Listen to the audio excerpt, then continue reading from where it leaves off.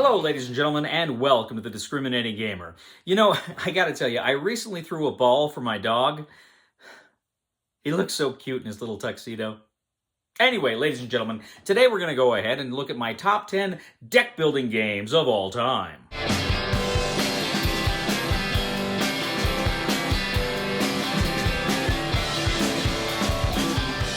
We'll get back to the review in just a moment. I want to take a minute to ask you to check out my other channel, that is Cody Carlson PhD, where we talk about history, books on history, military history. I even post some of my lectures for my classes on there. Please check that out. Please subscribe to that channel. And now, back to the review.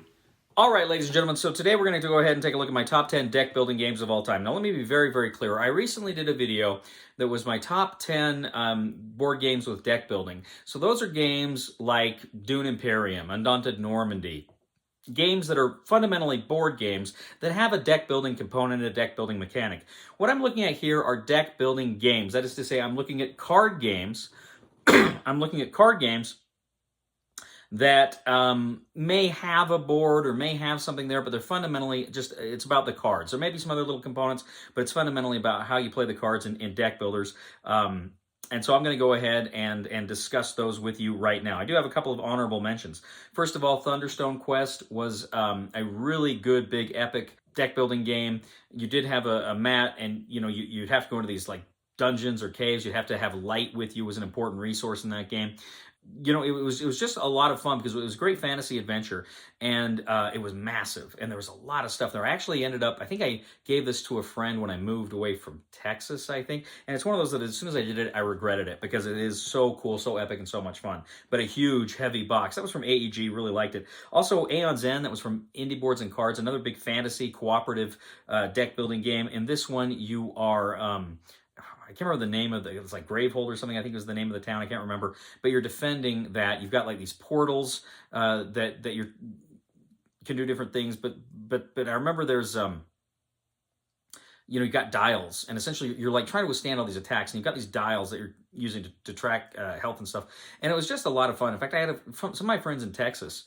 This was like their favorite game of all time. They really loved it. Now, I liked it. I thought it was a good game. I didn't love it as much as they did, but it's a good game. It deserves a place on my honorable mentions. But now we're going to go ahead and jump into my top 10 deck building games of all time. Number 10 is another game from AEG. This one's it was a smaller affair. They've come out with since like a deluxe version, which is a little bit bigger, more bells and whistles. I just played the original one.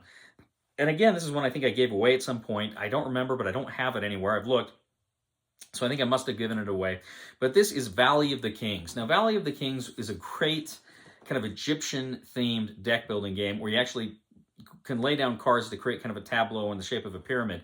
But you would also have the chance, some cards, they can give you abilities throughout the game, or you can bank them, so you can no longer use them. They'll no longer cycle through your deck. But critically, at the end of the game, they'll give you a lot of points. And you had to make those tough decisions because you don't know when the game is going to end. So I don't know. Do I want to hang on to this card or do I want to bank it? Really some good tension there. And again, a great theme of Egypt and what have you. And it was really a lot of fun. So that is my number 10. That is Valley of the Kings. That is from AEG. My number 9 is a game that, another kind of fantasy deck builder, but this one's a great kind of competitive one. I think you play with up to 4 people. This is Hero Realms. Hero Realms from Wise Wizard Games is a great game where you are, of course, creating these combos based on the color of the cards you get. You can trigger main abilities, and then also maybe secondary abilities can trigger. But it's fantasy. You're also tracking kind of your health. You got this way to track your health with the cards there. It's a really fun small box but big punch deck building game where you're trying to knock everybody else's health down and kind of be the last man standing. Very good game. That is Hero Realms. That is my number 9. That's from Wise Wizard Games. My number 8 is a game. This is a game I played 10 years ago for the first time. This is Dark Gothic from Flying Frog Productions. This is a game I've talked about before. It's a cooperative deck building game where you have like 3 different kinds of currency, which is really cool. And the cards have these 3 different kinds of currencies to do different things. But it's a cooperative game. You've got a big baddie. You also have a die that you roll in the game in order to affect certain things. But it's really well done. And what I like here too is, I've talked about this before, the art style is not art. It's photographs of people in costumes, and it's this early American, colonial America horror, kind of Washington Irving horror era, Sleepy Hollow, that sort of thing. And so it's really fun and really refreshing from like the typical Cthulhu stuff. But I really enjoyed it. It's super, super fun. And that is why it is my number 8. That's Dark Gothic from Flying Frog Productions. My number 7 is a game that I just played fairly recently. It just came out, I can't remember if it was early this year or late last year, but not too long ago. And this is a game that's based on an IP.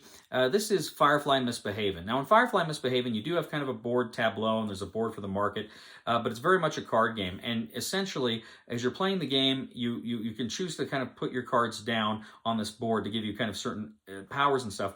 But also, too, they give you points. And depending on the numbers of people you're playing with, if you get to reach kind of your point level first, you win the game. So you're constantly looking what other people are doing with their boards. And you can attack other cards. You can attack them just to knock them off their board, and it goes back into their discard. Or you can attempt to steal the card. And it's some really fun challenges. I played this with a 2-player and a 3-player, and I liked it better with the 3-player, and I got to play it at some point with a 4-player, because I think the more people you have playing it, the more fun it would be. Really a fun and interesting deck building system. I was a big fan of it, and of course I love the IP. I love the TV show Firefly and the movie, and they do a great job with it here. So this is Firefly Misbehaving. That is my number 7, and that is from Gale Force 9. My number 6 is a cousin of a game I've already talked about. This is Star Realms from Wise Wizard Games. I like Star Realms better than Hero Realms. I know a lot of people, it's the opposite, but I always like Star Realms better. And part of it is I like the science fiction theme. But I don't know, and I've said this before, I played Star Realms, if we count the digital version, I probably played Star Realms more than any other game. I play Star Realms frequently. I know I got a laugh from the board game librarian, Jen Bartlett, when I told her it's my number 1 toilet game. I do it all the time. Sometimes I'm just sitting there. I love this game. It's tremendous fun, but I love playing it with other people. I played this with students sometimes when I say, hey, you want to play a quick game with your professor? And a lot of them have. It's just a great, quick, fun, and interesting deck building game. The pack's a huge punch. Again, it's a head-on-head. You're trying to eliminate your opponent. Really fun game. So that is Star Realms. That is my number 6, and that is from Wise Wizard Games. My number 5 is another game that I just recently played for the first time. In fact, just about a month or so ago was the first time I played it, and this is Star Wars, the deck building game. In fact, I kind of held on to this list for a while. I'd wanted to do this list for a while, but when I saw they were coming out with the Star Wars game, I thought, well, I'll wait and do this list after that comes out. And I'm glad I did, because I freaking fell in love with Star Wars, the deck building game. It's great. It's Empire versus Rebels. You've got the cards out there in the Galactic Row. The Empire can only buy their cards, the Rebels can only buy their cards, but you can attack your opponent's cards. You're trying to attack their bases, you're trying to eliminate your enemy's base 3 times to win, but you can also use that attack to attack your other player's cards in the row before they can get it. Great fun. Really screw people over that way. Kim and I went to Hawaii. We took this with us, and it was... We played it whenever there was downtime. We played it, and it was a lot of fun. I played this game in, like I say, month and a half, 2 months or whatever since I've had this game. I played it a ton. I absolutely love it, and I love the Star Wars theme. So that is Star Wars, the deck building game. That's my number 4, that's my number 5, and that is from Fantasy Flight Games. My number 4, I have a lot of love and affection for my number 4, because I had played, I'd never played a deck building game before. And I was at the Board Game Designers Guild of Utah one time, and a guy was testing a deck builder. I never played a deck builder, so I didn't understand the concepts of how it worked. Of your draw deck, your discard pile, and your hand. Today it's secondhand. We all understand it perfectly. But back then, it was the first time I'd done it. I just couldn't wrap my head around the concept, the way it was explained to me, and there were some other things going on. But so I'm like, oh, I played that. That's a deck builder? I don't like deck builders. And then another company came out with a deck building game. It was about like survival and like a post-apocalyptic thing. And they sent it to me, and I tried to play it, and I didn't get it. And I was like, oh, this is just not cool. So I was convinced I did not like deck builders. And then Cryptozoic Entertainment, I think out of the blue, sent me the DC Comics deck building game, which is my number 4 here. And the DC Comics deck building game was the very first game that I played that not only I got, but I fell in love with. This game was so much fun. It's like, oh, I can use these cards to buy cards, but I can also use them to attack these villains. And it was really good. Now, I know a lot of people were kind of not too happy about it because thematically you're attacking other people playing different heroes. But the game just is so much fun. it's so much fun to add up your power and to go after these guys. And there's been so many variations on it. I actually recently just acquired I did the Kickstarter last year, and I just got everything with a big giant box. So I still need some of the crossover packs, and I think one of the Crisis packs, but I got pretty much everything else from the DC Comics deck building game. Love, love, love this game so much. Even though I got the big box, I'm going to just hang on to the original game, the original box, just because I do like the portability. I like the fact that you can take it anywhere and play it. And it's so easy to teach, so easy to pick up, so easy to play, and it is so much fun. We used to, back in the day when I was doing improv, like after an improv game, like at 1 or 2 in the morning, we'd go to a D's or a Denny's or something. We'd break it out, we'd play it on the table while our food came. And it's so much fun, and I love this game so much. So the DC Comics deck building game taught me to love deck building games. Fantastic systems, and they're still coming out with great, cool variations on the theme now. It's the Cerberus engine, I believe.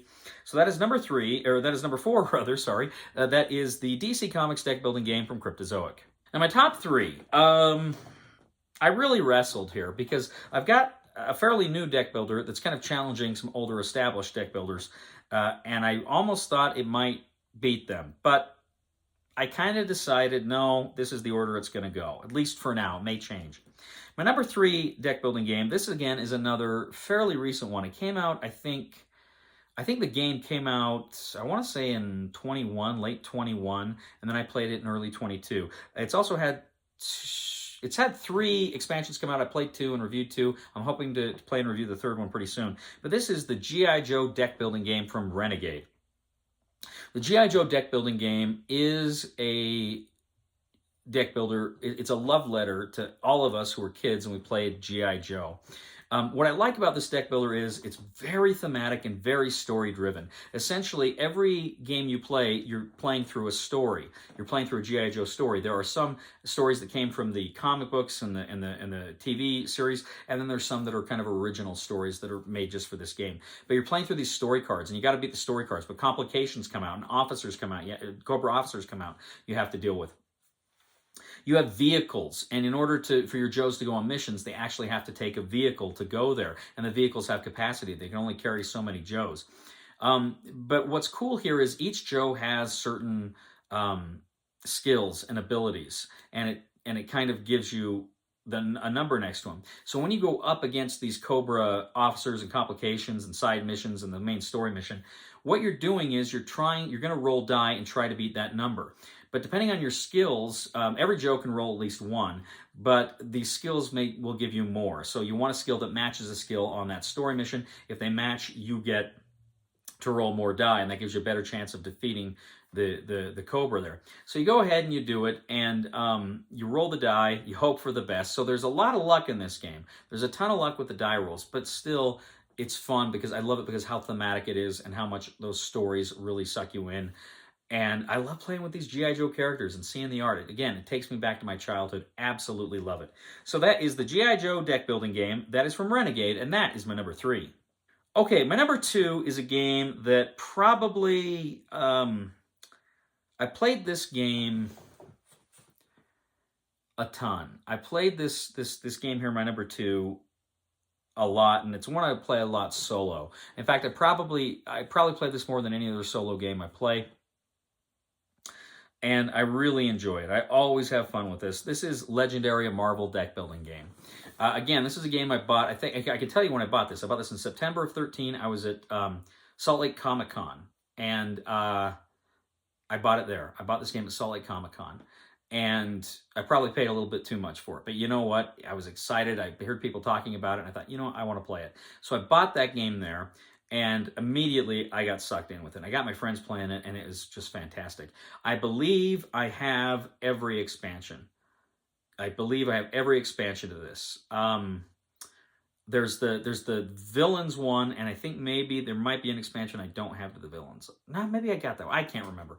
But for the straight Marvel Legendary, I'm sure I have every expansion for it, and I love it. And it's great. I love the Marvel theme, and I love with each expansion the ways they change it up, they shake it up, they introduce new keywords and concepts. I just played the latest expansion last night, and it was awesome. It's like, oh wow, now you can do this, and these schemes, and the schemes. You've got all these different schemes, and what's cool about the schemes is it changes the way you play the game every game.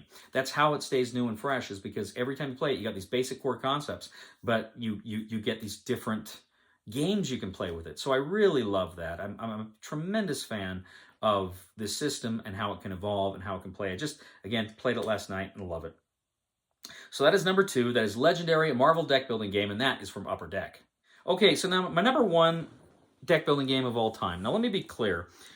This game is very similar to Legendary. In fact, it's got Legendary in the title. I'll just say it. This is Legendary Encounters, an alien deck building game.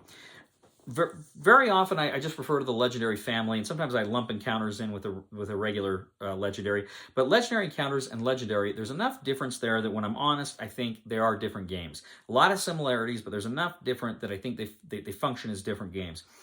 And so Legendary Encounters, there's been several games in the Legendary Encounters series. They're all fun. You've got the X-Files, you've got Firefly, you had Predator. I think there may be 1 or 2 more. And the best one, hands down, is Alien, because it really does a great job of recreating the film Alien and Aliens. It does a fantastic job of recreating these films. You play like you're playing through the films, and that's what you do. And I've said this before whenever I've talked about this game. There's that scene in Aliens where they're saying like 10 meters. 5 meters, it's in the room, 3 meters, and it's just getting closer and closer. And you've got this card sliding system where the cards are coming at you face down and you don't know what they are. And so you get that sense, oh, they're almost going to get it in, because as soon as they drop down to the combat zone, they start attacking you. And there's a real palpable sense of fear when you play this game about, are these guys going to get into the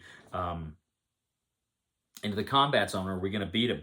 This is a game that I lose far more often than I win. And when I win, I get this tremendous sense of accomplishment when I do. Love Legendary Encounters, an alien deck building game. It is my favorite deck building game, straight deck building game of all time. And if you have played it, you know it's a phenomenal game. And it's got, again, a great theme that sucks you in and you really feel like you're a part of it. So that is number 1. That is Legendary Encounters, an alien deck building game, and that is from Upper Deck. Well, ladies and gentlemen, thank you once again for joining us today on The Discriminating Gamer and listening to me ramble about my favorite games. Please leave a comment. Let me know. What do you think? Do you like these games? Do you not like these games? What are some of your favorite deck building games out there? I'm very, very eager to know that. Also, please subscribe to the channel. Make sure you like us on Facebook. Check us out on Twitter as well. And I'd also ask you, please, if you do like this video, if you like the channel, please consider clicking on the Super Thanks button right here below the screen and leave a contribution. We would really appreciate that. And also check out my other channel, that is Cody Carlson, PhD, where we talk about military history and books on history, fun things like that. And that would mean a lot to me if you would subscribe there as well. And please give a thumb to this video on Board Game Geek. I usually post these top 10 links in the top 10 lists in the forums there. So please give us a thumb there. We really appreciate that a lot as well. You know, I hate to say this, but Lorraine left me because I was secretly dating Claire Lee. But I can see Claire Lee now. Lorraine is gone. Please somebody help me on my feet again, and I don't know where I'm going, and I don't know where I've been. Please somebody help me on the solid ground. It's a long time, and I've been dying. Once a year I wind up in the band. God knows that I love to fight, but I don't ever win. It's a fine line to damnation, but God let me in.